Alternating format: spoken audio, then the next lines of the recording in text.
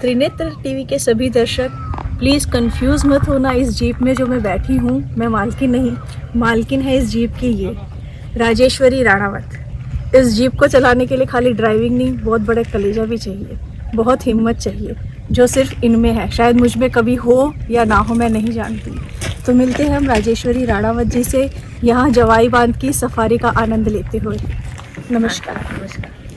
तो राजेश्वरी जी, आप ये बताइए, आप इतनी बड़ी हिम्मत कैसे ला रही है? ठीक है, नारी में बहुत शक्ति होती है, बहुत हिम्मत है, ममता भी है, उतनी हिम्मत भी है, क्योंकि भगवान ने भी नारी को ये शक्ति प्रदान करी है कि आप एक नए जीवन को ला सके दुनिया में। पर आने के बाद नारी एक डेडिकेटेड, मतलब बहुत डेलिकेट टाइप में हो जाती है। पर मैंने देखा कि यहाँ पे 80-90 डिग्री की चढ़ाई आप इतना स्मूथली कर रहे थे, जो मेरे जैसे जिनको हाइट से भी एकदम डर लगता है, वो लोग भी एकदम चिल मार के बैठे हुए थे। मतलब मैंने ये सोचा है कि मेरी जो लाइफ है वो पूरी मैंने वाइल्ड लाइफ को डेडिकेट कर दी है। ओके। उसमें मुझे शौक भी है वाइल्ड लाइफ से, जानवर से।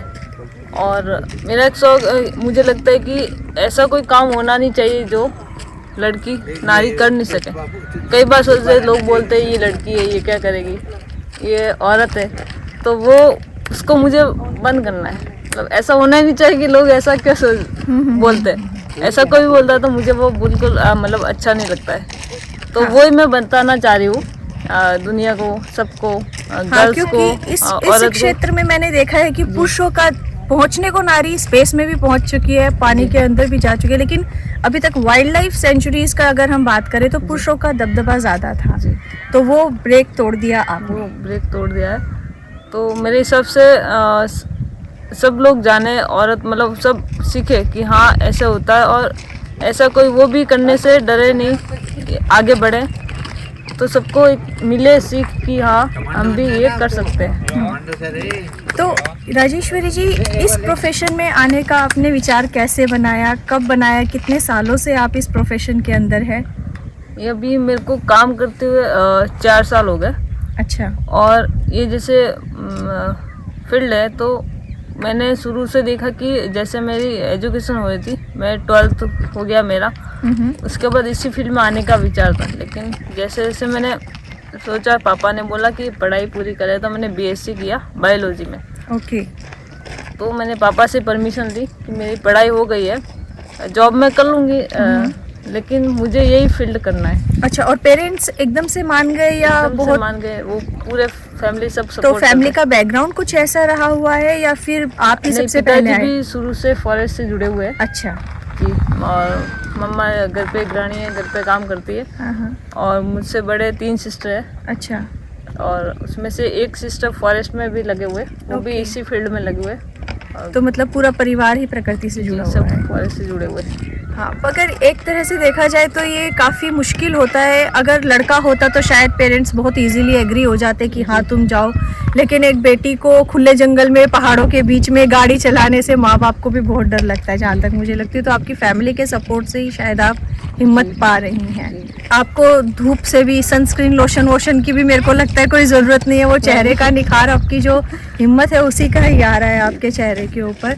तो आप अपना अभी क्या आपका विचार है कि इसी क्षेत्र में आप आगे बढ़ती रहेंगे या और वाइल्ड लाइफ में मैं आगे बढ़ना चाहती हूँ? वाइल्ड लाइफ में आगे प्रकृति के लिए, वाइल्ड लाइफ के लिए कुछ करना चाहती हूँ, इसी को धीरे आगे बढ़ाना। तो जब आपने सबसे पहले इन चट्टानों पे, इन पहाड़ों पे, जो एकदम ऊंची खड़ी हुई पहाड़ियाँ हैं जहाँ से हम खड़े होकर शायद पूरा शहर, पूरा गांव देख पा रहे हैं, कभी डर नहीं लगा आपको? नहीं, कभी भी नहीं? पहली बार भी नहीं लगा? पहली बार हल्का सा लगा था कि यहाँ पे कैसे चढ़ेगी। अच्छा। फिर एक बार चढ़ाई, फिर विश्वास हो गया। सारा विश्वास का खेल है। 10 दिन में मैंने ये पूरा राइड करना सब। 10 दिन के अंदर अंदर आपने ये सीख लिया पूरा राइड करना। और मैं देख रही हूँ कि यहाँ पे कोई साइन बोर्ड वगैरह भी नहीं है, तो रास्ते कैसे याद करते, कुछ पहचान, कुछ किस तरीके से आपने करा? बस ये ऐसे ही रोज प्रैक्टिस से। अच्छा। तो दिन में आप कितने राउंड्स लगाते हैं यहाँ पर? दिन में अर्ली मॉर्निंग और शाम को 2 राइड होती है। रोज राइड करते हैं आप यहाँ पर अपने टूरिस्ट को लेकर के? तो किसी के साथ में कुछ आपका ऐसा कोई एक्सपीरियंस हो जो आपको अभी तक याद हो, अविस्मरणीय कुछ पल हो किसी आने वाले टूरिस्ट के साथ में? एक बार टूरिस्ट साथ में नहीं था, जैसे मैं ट्रैकिंग पे गई थी, उसमें Okay. टूरिस्ट नहीं थे, क्योंकि मेरा शौक है जैसे घर पे बोर हो जाते हैं बैठे बैठे, अच्छा तो मैं अकेले ट्रैकिंग पे गई थी। अच्छा, घर तो- पे लड़कियां वैसे अमूमन बोर होती है तो वो शॉपिंग जाती है, मॉल जाती है या थिएटर जाती हैं। हमारे राजेश्वरी जी यहाँ पे आती है लेपर्ड को देखने के लिए, ट्रैकिंग करने के लिए, सफारी करने के लिए। तो मैंने 2 घंटे लेपर्ड को बहुत ही ढूंढा, उसको कहाँ है, सब जगह पहाड़ों पे। लास्ट में सनसेट जैसा हो गया था, मैंने कहा, चलो कुछ नहीं दिखा, घर पे चलते हैं। तो गाड़ी नहीं थी मेरे पास, सिर्फ ट्रैकिंग पे पैदल बाइनोकुलर लेके, कैमरा लेके गई थी। तो जब वापस आ रही, लौट रही थी, तो मैंने एकदम नज़र ऊपर चट्टान पे पड़ी, तो मैंने देखा कि 2-3 लेपर्ड्स ऊपर खेल रहे थे, मादा पैंतर बच्चे। तो अचानक मैं वहीं दुबक के बैठ गई, क्योंकि यहाँ के जो लेपर्ड है वो शर्मीला होता है, वो मुझसे डर के भाग नहीं जाए। मैं अच्छा। दुबक के बैठ के उनका वीडियोग्राफी कर रही थी। तभी अचानक पीछे से कुछ झाड़ियों से आवाज़ आई। ओह, तो मैंने जब एकदम पीछे मुड़ के देखा तो बड़ा मेल पैंथर खड़ा था, सिर्फ 5 फीट की दूरी पे।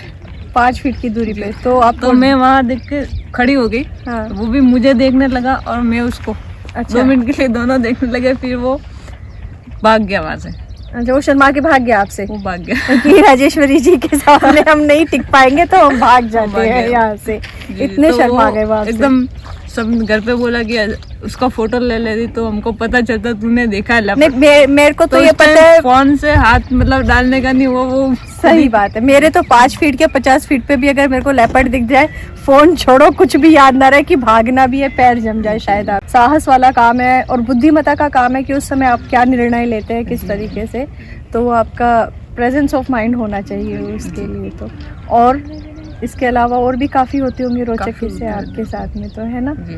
तो अभी आपने अपनी पूरी लाइफ जो है इसको वाइल्ड लाइफ सेंचुरी को ही डेडिकेट करके रखी हुई है यहाँ पे। ये बहुत सुंदर नज़ारे हैं। मैं मानती हूँ हम शहर की चकाचौंध से दूर अगर आना चाहते हैं तो आप विदेशों में भले ही जाएं, लेकिन मैं कह रही हूँ अपने देश में भी इतनी अच्छी लोकेशंस हैं। आप वहाँ पर पहले अपने देश को एक्सप्लोर करो, उसके बाद आप विदेशों में जाओ, तो शायद आपको अपना देश ज़्यादा बेहतर लगने लगेगा। और जमाई बांध एक ऐसी जगह है जहाँ पर आकर के आपको प्रकृति के साथ जुड़े रहने का बहुत ही सुनहरा मौका मिलेगा, जहाँ पे केवल पुरुष ही साहस नहीं, अदम्य साहस दिखाती हुई महिला भी आपको यहाँ पर मिलेगी।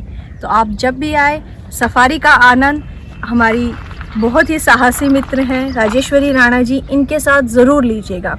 इसी को आप भारत में नारी सशक्तिकरण को मजबूत बना सकते हैं। इसी के साथ मुझे इजाज़त दीजिए पूजा लालपुरिया को त्रिनेत्र टीवी के लिए। धन्यवाद।